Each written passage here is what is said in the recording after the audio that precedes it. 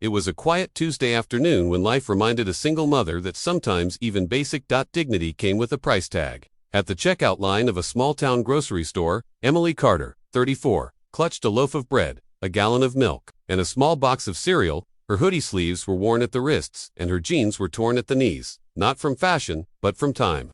Every item in her arms had been carefully calculated to stretch what was left of her monthly food stamps. But when she handed over her debit card with a trembling smile, the cashier gave a sympathetic glance and shook her head, declined. Emily froze, her cheeks flushed. Behind her, shoppers shuffled impatiently. A mother 2 aisles over muttered, "Figures." The man sighed. Emily fumbled in her coat for spare coins, but found none. Her eyes welled up as she started to whisper, "I'm sorry, I'll put it back." That's when a small hand gently reached forward. "Ma'am, you can have mine." Everyone turned. Standing behind her was a little girl, no older than 6, her tiny palm stretched out, holding a crumpled $10 bill. Nobody expected kindness to come from a child, but what she did next silenced the entire store. Earlier that morning, Emily had skipped breakfast to ensure her daughter Maya had lunch for school. Being a single mom wasn't new to her. Mia's father had left when she was still pregnant. Since then, life had been an uphill battle of juggling part-time jobs, late-night cleaning shifts, and rising bills. Emily had once dreamed of becoming a schoolteacher. Now, she could barely keep the lights on.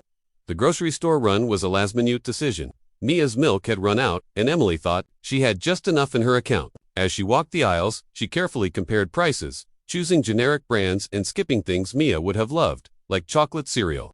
As she neared the checkout, she noticed the little girl in line behind her, bundled in a colorful jacket alone. The girl was holding just one item, a small bag of gummy bears. The cashier rang up Emily's items. $943.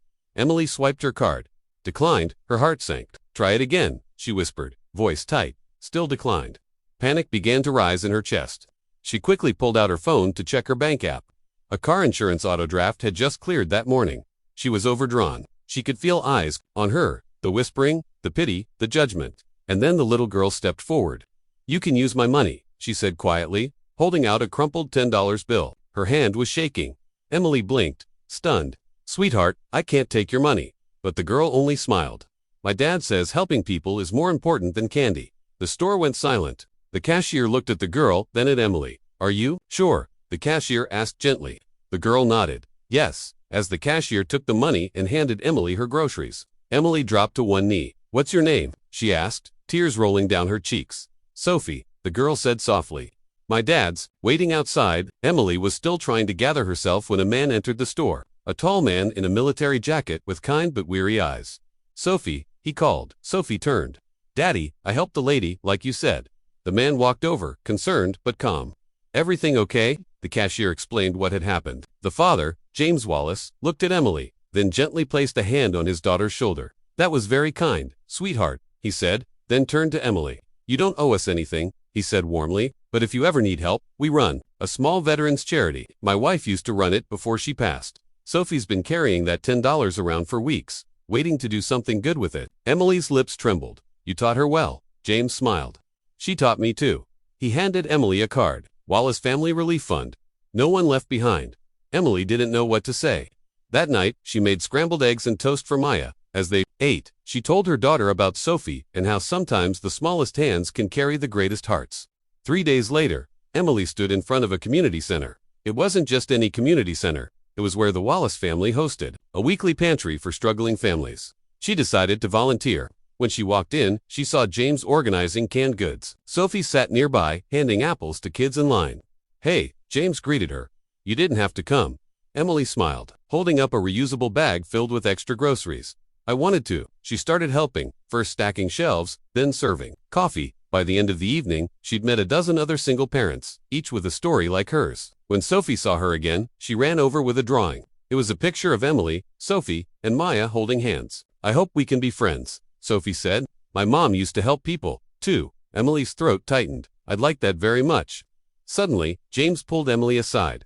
"I talked to a friend of mine," he said. "He runs a small school and needs substitute teachers for the fall. It's not much, but it's something if you're still interested in teaching." Emily couldn't believe it. I don't know what to say." He nodded. "Just say you'll show up Monday." She did. 6 weeks later, Emily walked into a classroom for the first time in nearly a decade, not as a parent, but as a teacher. Her knees shook, but in the back row among the desks sat a familiar face. Sophie, grinning wide, wearing the same colorful jacket.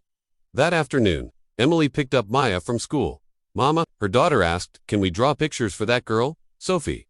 Emily laughed through her tears. Yes, sweetheart. She helped us more than she knows. Word spread fast about Sophie's small act of kindness, about the mom who got a second chance, and about the power of a $10 bill in the right hands. Emily never forgot the feeling of despair in that grocery store aisle. But even more than that, she never forgot the feeling of hope a little girl gave her. Sometimes the world doesn't change because of grand gestures. Sometimes it changes because a child gives up candy to feed a stranger. And for Emily, that was enough to believe in people again. Thanks for watching Tales by Eli. If this story touched your heart, don't forget to like, share, and subscribe because the world needs more kindness and your support helps spread.